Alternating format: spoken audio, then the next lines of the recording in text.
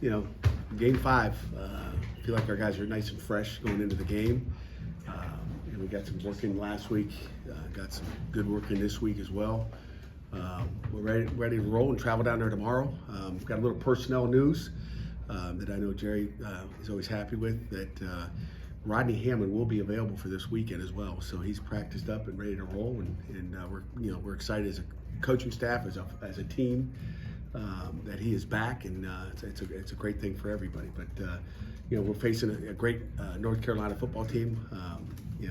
Regardless of what you guys think, you watch the tape, you put it on. They're talented.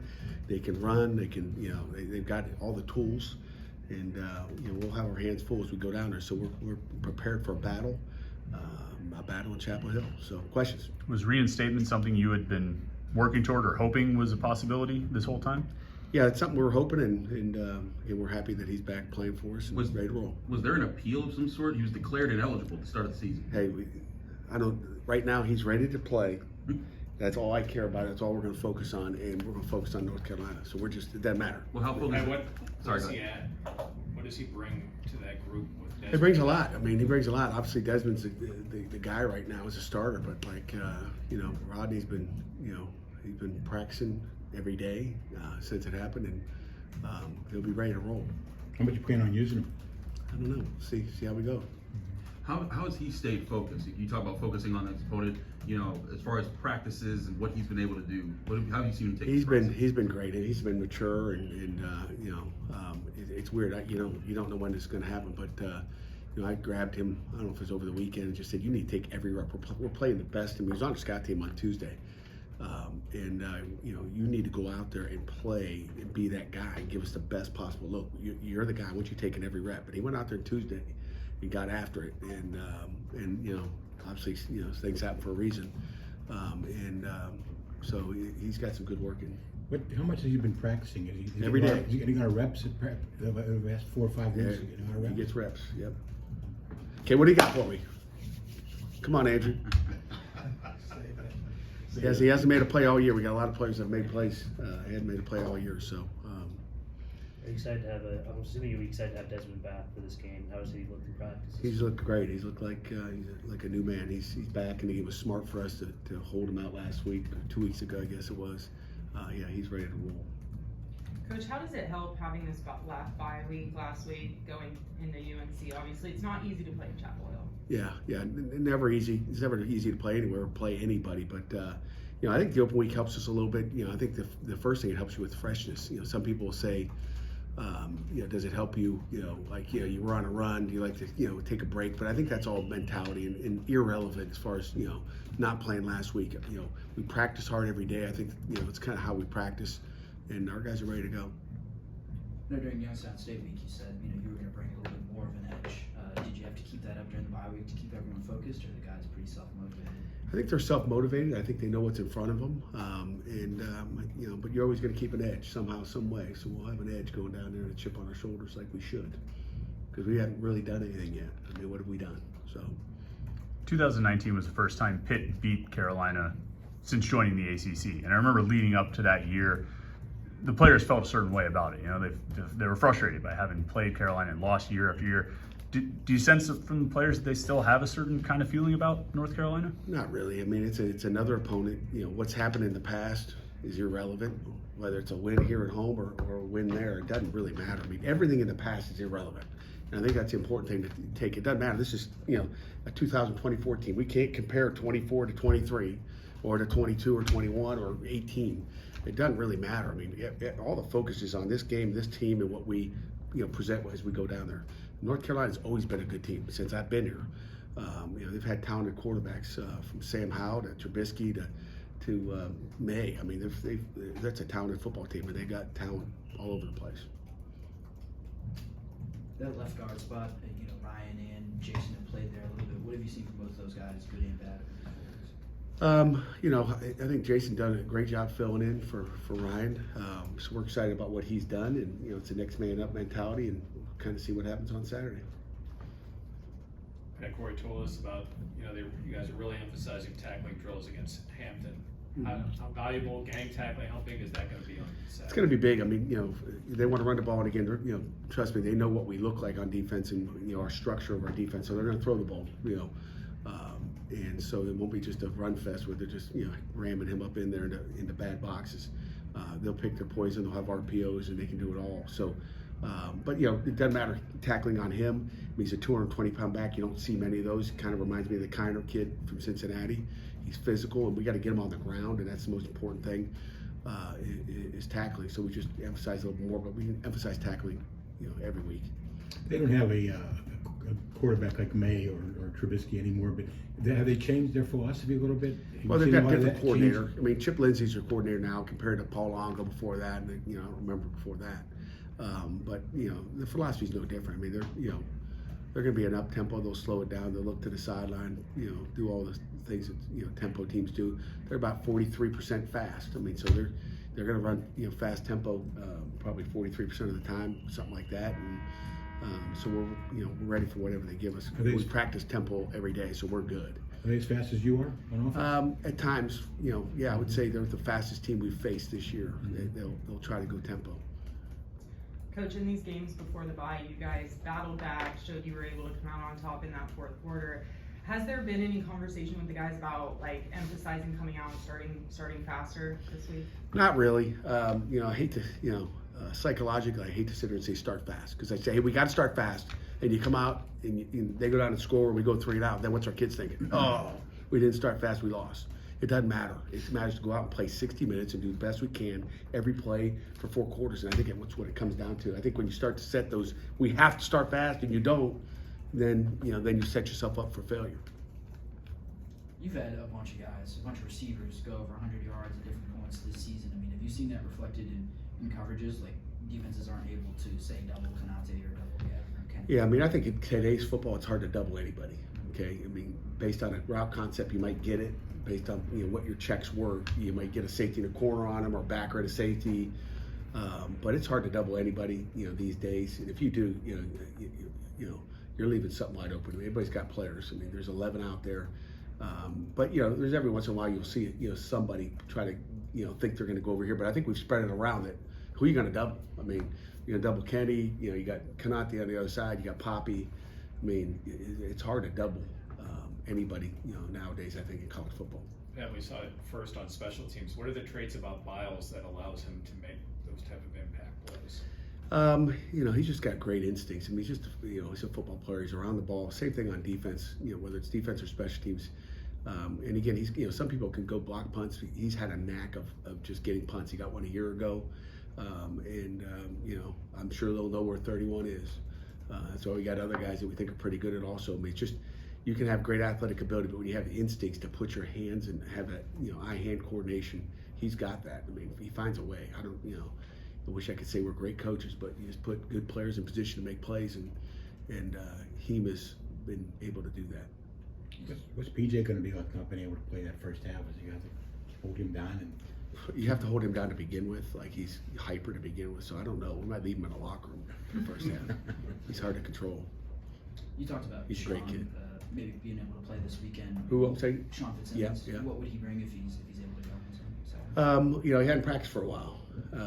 So if he is available, he'll help us out if we think he's, we'll see what he looks like at game time. Production at defensive tackles, an interesting. I mean, you guys have had really productive guys, Cansey and Twyman and whatnot, but that's not always the case. Do you see a guy in this group who maybe, because you haven't gotten a lot of production out of those guys yet, do you see a guy who could maybe make a breakout here over the next 8 games? Yeah, I mean, I think the guy, that's got a chance to do that right now is just because of his motor and his intensity is Nick James. I mean, he's the guy, I think I might have mentioned it a couple weeks ago, like he's our best guy right now. So we've got a lot of faith in what he's got ability-wise. And so I would say it'd be him. Nakai Johnson's he's got the ability. I won't tell you anything I haven't, told him. It's just that constant motor.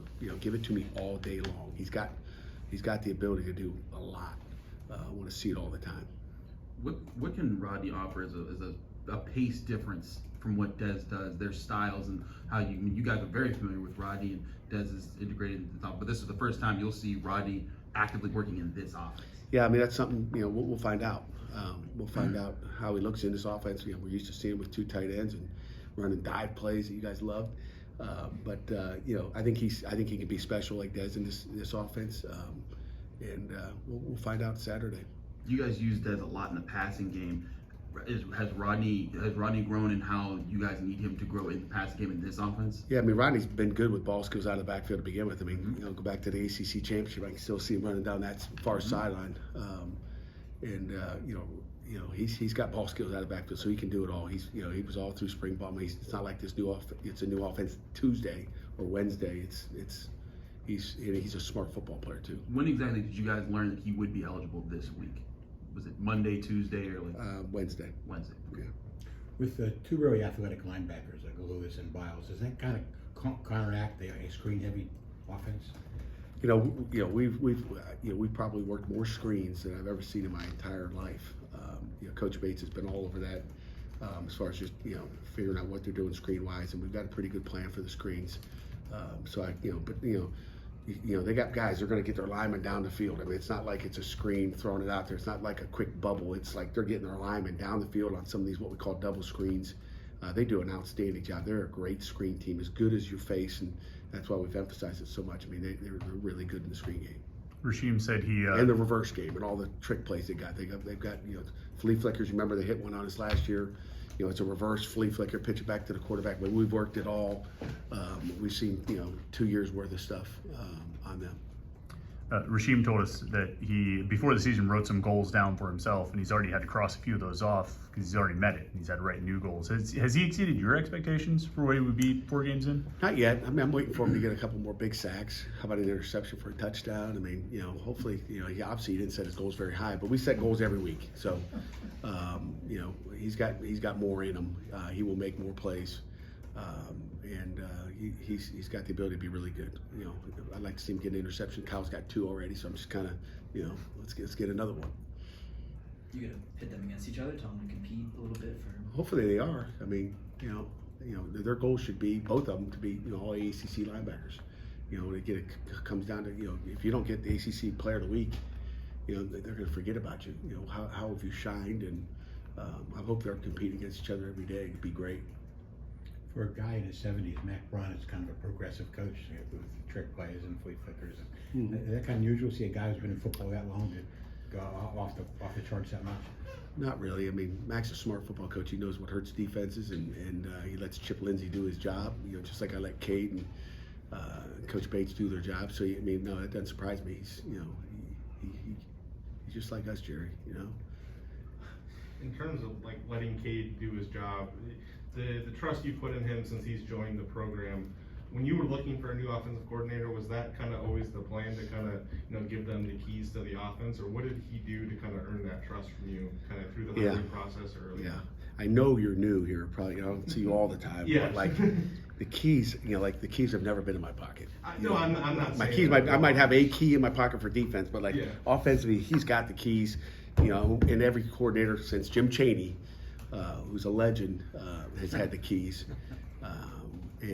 But you've also gone like all in on the offensive side of the ball. He's hired his own assistants. He's brought in players that he's coached before. Like that faith, I guess, where did that come from? Yeah. Well, I mean, it's how you better be. I mean, we hired the entire staff. It wasn't like he brought his guys in and I never talked to him. But like it was going to be like, let me check out character. I mean, I know you like him as a football coach. He better fit in Pittsburgh. That whole crew has done an unbelievable job. It's not just Cade. I love it. I love everybody on the offensive staff. It's been great. So he picked the right guys, and again we went through. Was that all your first choices? I don't know, but we did our homework and made sure we got the exact best fit for the offense. So I don't know if I answered your question, but did I? Well, Ask me again. I guess was there anything specific that kind of you were like, all right, like that he earned your trust, I guess, in a way. When I hire the guy and give him the keys, there's trust. And you can say trust is earned, but like you better be pretty confident when you hire a guy like that you trust him. Like that's how it is. Period. Like if I don't trust a guy and I hired him and he signed his contract and like that's bad. And I've trusted everybody that I hired to do that job, and then then you see what happens after that. But the trust was there at the beginning, and you got to let him go and and let them grow and make decisions. Then you try to help them as an old head coach of, you know, just little things here that we tweak, and hey, how about this? And he's really, really open to some different stuff, whether it's self-scout, whatever it is, whatever I can do to try to help, which has been good. That's a daily process, hiring, especially an offensive coordinator. Every day you have to think about it, you know, make phone calls.